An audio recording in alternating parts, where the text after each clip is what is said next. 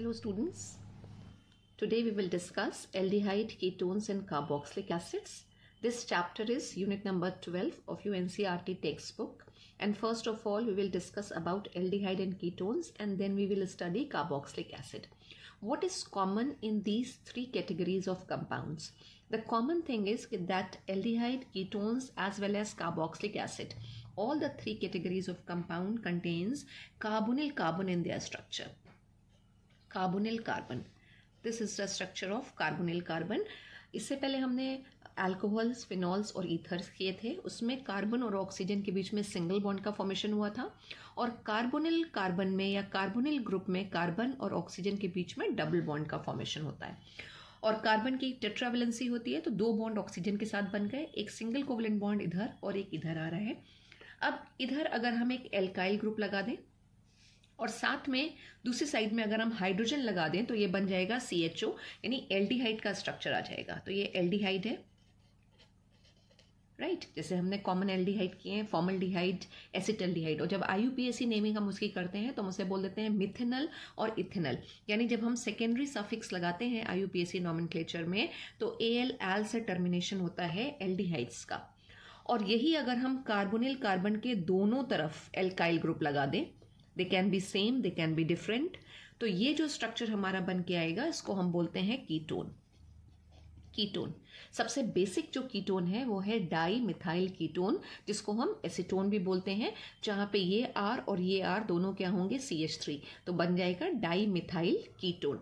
और यही carbonyl carbon अगर है और इसके एक तरफ एल्काइल ग्रुप आ रहा है और दूसरी तरफ ऑक्सीजन आटम आ रहा है, राइट, और उसके साथ एक हाइड्रोजन आटम आ रहा है, तो ये जो स्ट्रक्चर है इसको हम बोलते हैं कार्बोक्सिलिक एसिड का फंक्शनल ग्रुप है. दैट इज COH जो है वो कार्बोक्सिलिक एसिड हो जाएगा. तो तीनों में कॉमन चीज क्या है कि तीनों में कार्बोनिल कार्बन यानी कि सिंगल बॉन्ड कार्बन और double bond oxygen and then single bond, इस तरह का स्ट्रक्चर प्रेजेंट होता है. ठीक है, तो ये कार्बोक्सिलिक एसिड हो गया, राइट. और इसी में ही अगर हमें डेरिवेटिव प्रिपेयर करना हो, यानी अगर हम H हटा दें और कोई दूसरा ग्रुप यहाँ पे लगा दें या पूरा OH एसिड में से निकाल दें, तो कार्बोक्सिलिक एसिड के डेरिवेटिव्स हमारे पास आ जाते हैं, जो हमने पहले भी IUPAC नॉमेनक्लेचर में पढ़ा है. जैसे फॉर एग्जाम्पल अगर R C double bond O और एक हेलोजन आटम आके लग गया तो इसको हम बोलते हैं, एक हेलोजन है हेलाइट के फॉर्म में यहाँ पे होगा, तो ये हो जाएंगे एसाइल और हेलाइट. जैसे कि अगर CH3 ग्रुप लगा हुआ हो तो क्या बनेगा एसिटल, और X अगर Cl लगा हुआ हो तो एसिटल क्लोराइड का स्ट्रक्चर आ जाएगा. और इसी से ही हम एनहाइड्राइड भी प्रिपेयर कर सकते हैं.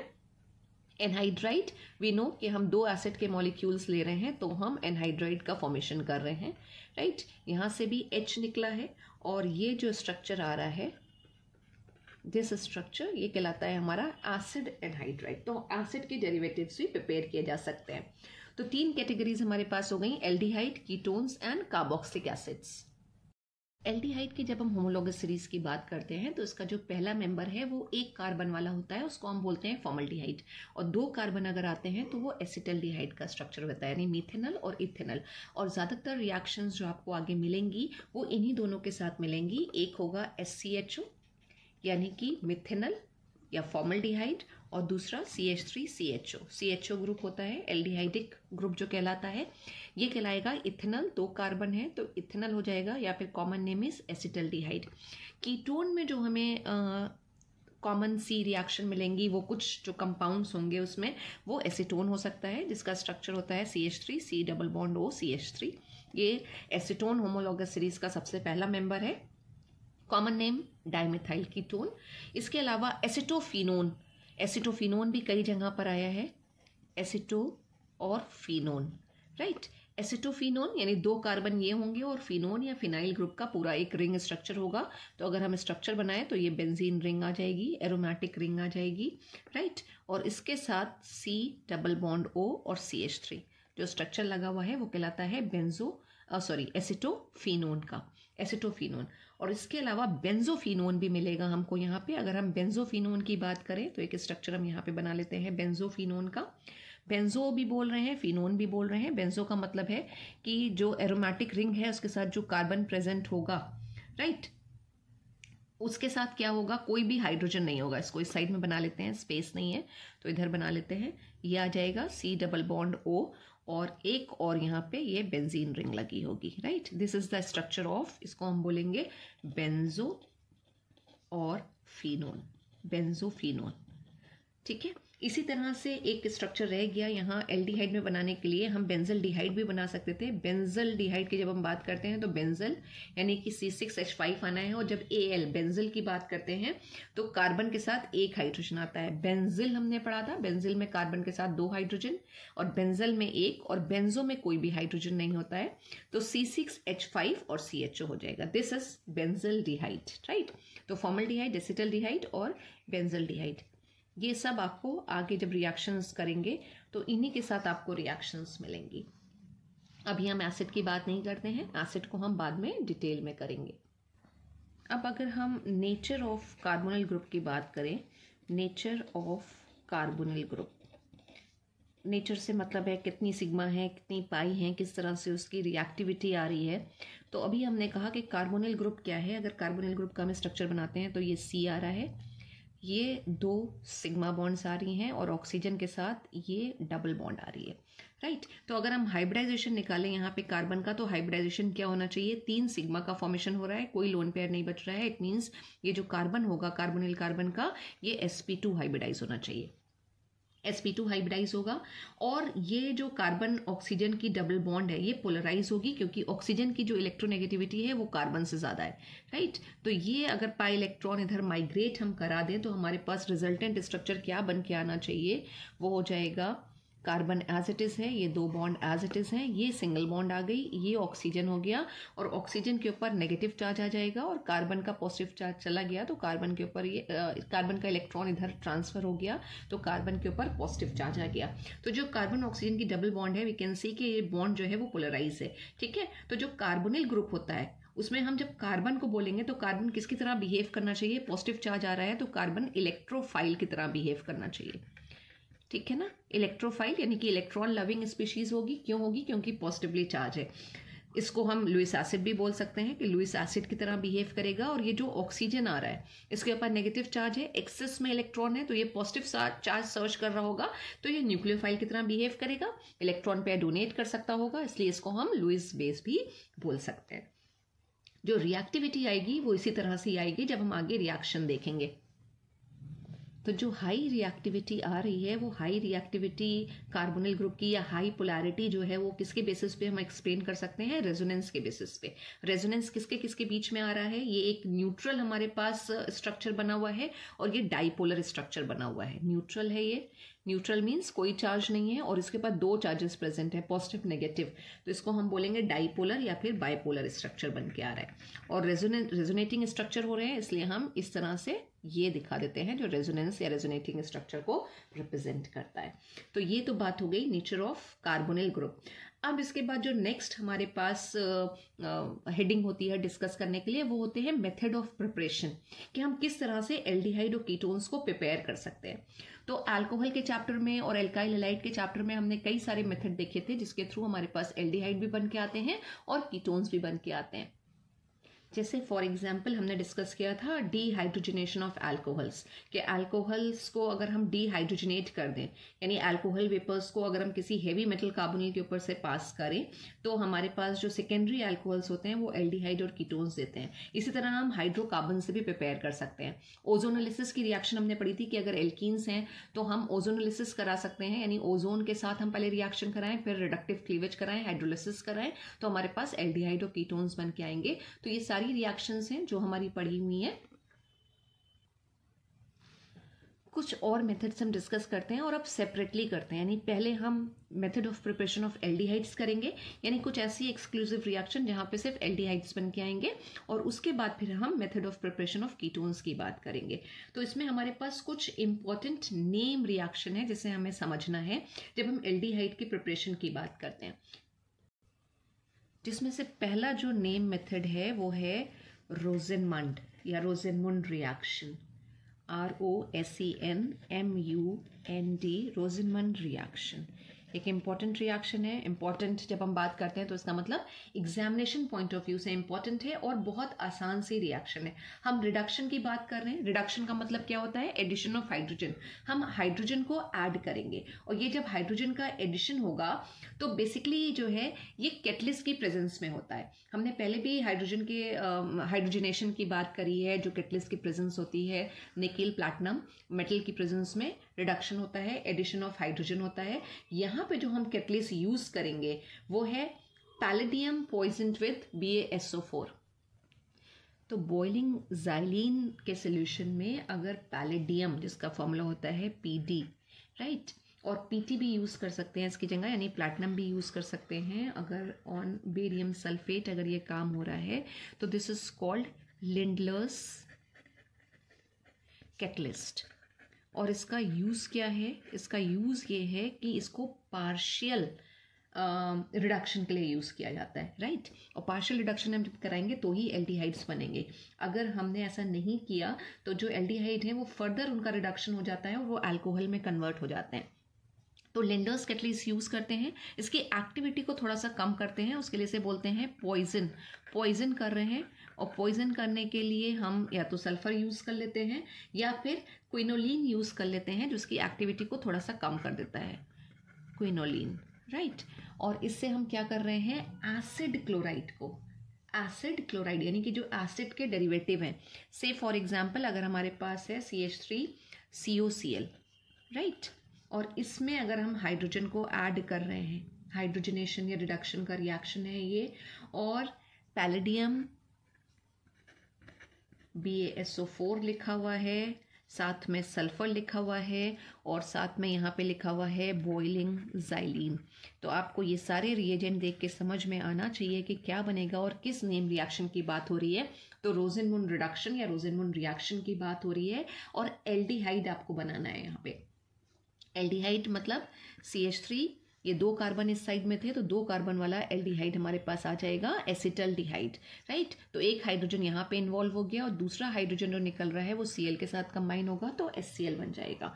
तो अगर हमने यहाँ पे एसिटल क्लोराइड यूज़ किया है तो हमें एसिटल्डिहाइड मिल रहा है। और यही अगर हम बेंजोइल क्लोराइड यूज़ करें, बेंजोइल क्लोराइड हो जाएगा C6H5COCl, दिस इज बेंजोइल और क्लोराइड।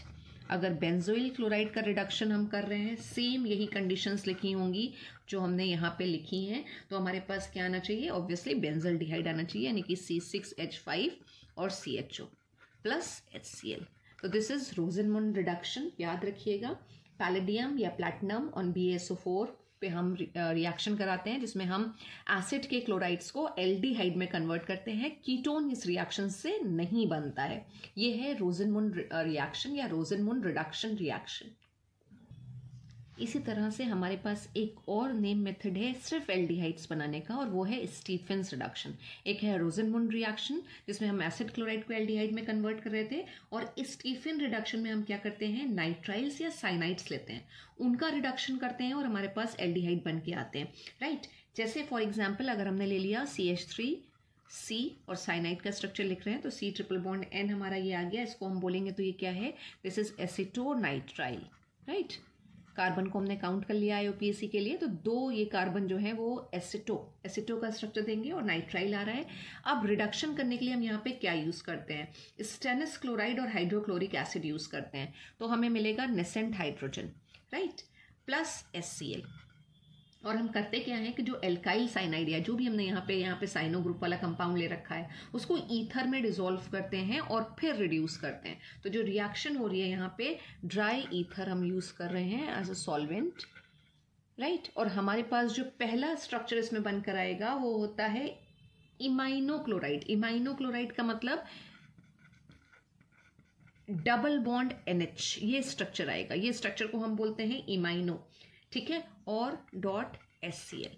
तो इमाइन बन के आते हैं। अब ये 2 कार्बन वाला हमारा इमाइन बना हुआ है तो इसको हम बोलेंगे एसिटल डी इमाइन, और साथ में HCl लगा हुआ है तो हाइड्रोक्लोरिक एसिड, हाइड्रोक्लोरिक एसिड।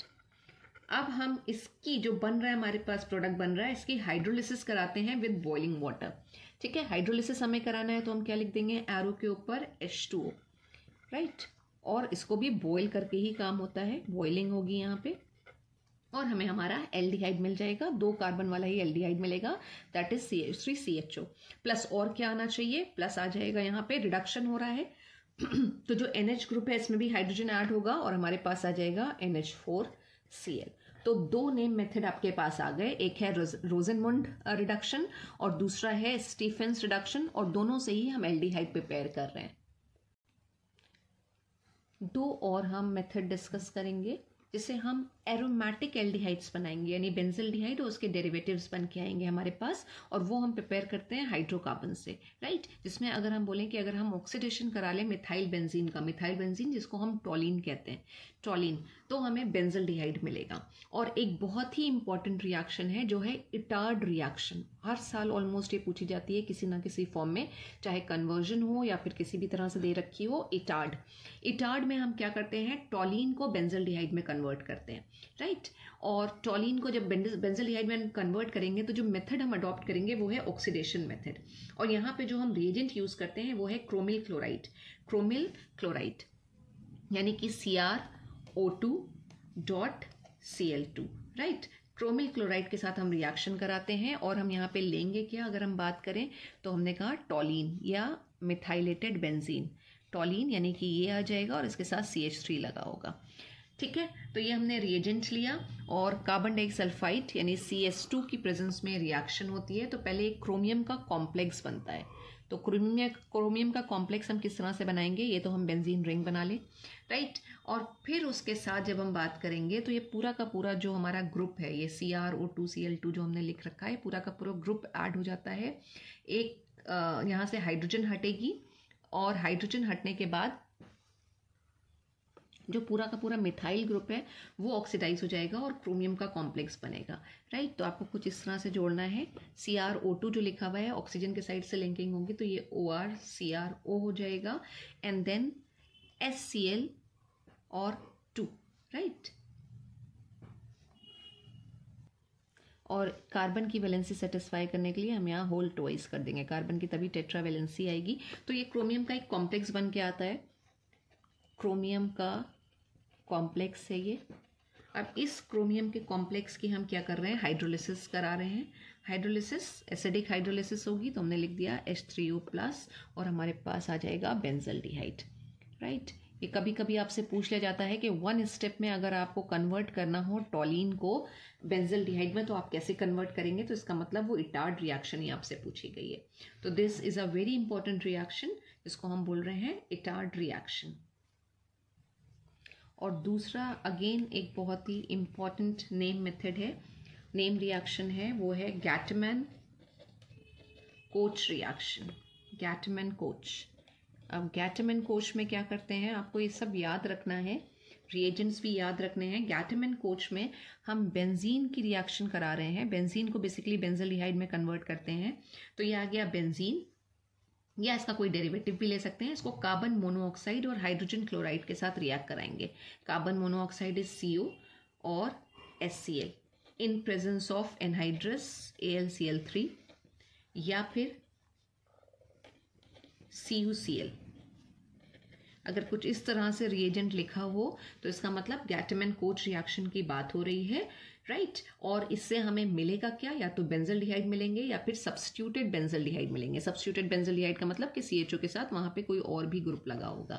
तो ये बेंजीन को बेंजल्डिहाइड में कन्वर्ट करने का अगेन एक 1 स्टेप रिएक्शन है कि आप सीधे क्या करा लीजिए, कार्बन मोनोऑक्साइड और हाइड्रोक्लोरिक एसिड के साथ या हाइड्रोजन क्लोराइड के साथ एनहाइड्रस एल्युमिनियम क्लोराइड की प्रेजेंस में रिएक्शन करा लीजिए, बेंजीन बेंजल्डिहाइड में कन्वर्ट हो जाएगा। This is benzene and this is benzaldehyde. We can obtain benzaldehyde from benzene in 1 step through Gatman-Koch reaction।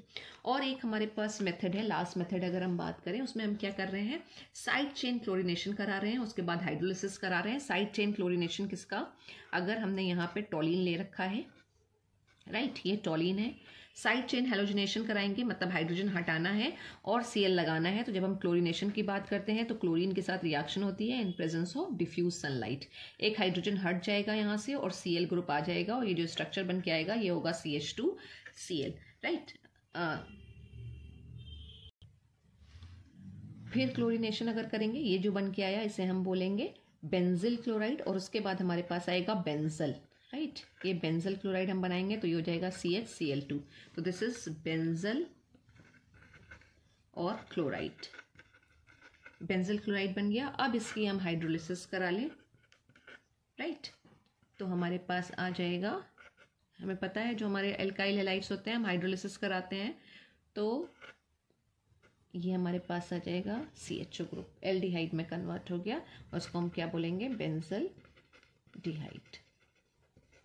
तो एरोमेटिक एल्डिहाइड्स बनाना हो तो हमारे पास ये 3 इंपॉर्टेंट मेथड्स हैं, जिसमें से 2 नेम मेथड हैं, एक इटार्ट रिएक्शन, दूसरा गैटमैन कोच रिएक्शन है, और इसको हम बोलेंगे तो ये साइड चेन क्लोरीनेशन हो रहा है फॉलोड बाय हाइड्रोलिसिस।